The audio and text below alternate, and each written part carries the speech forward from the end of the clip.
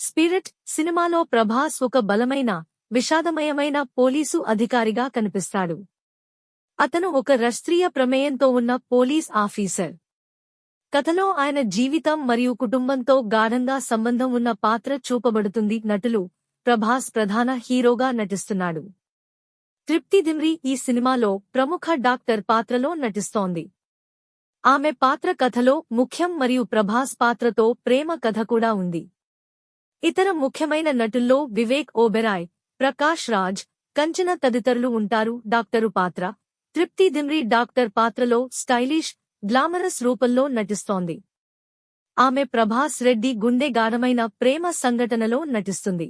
ఈ భాగంలో కొంత బోల్డ్ సన్నివేశాలు ఉంటాయని సమాచారం ఉంది. ప్రేమ కథ, పోలీసు మరియు డాక్టర్ మధ్య ఉన్న ప్రేమ కథ ఈ సినిమా ప్రధాన భాగం.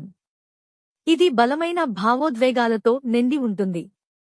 స్పిరిట్ సినిమా విడుదల తేదీ 14 నవంబర్ 2025. ఇది సాందీప్ రెడ్డి వంగ దర్శకత్వంలో తెరకెక్కుతోంది.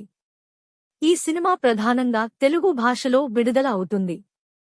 అదనంగా స్పిరిట్ సినిమాను హిందీ, తమిళ్, కన్నడ, మలయాళం వంటి భాషల్లో కూడా విడుదల చేయనున్నారని సమాచారం ఉంది.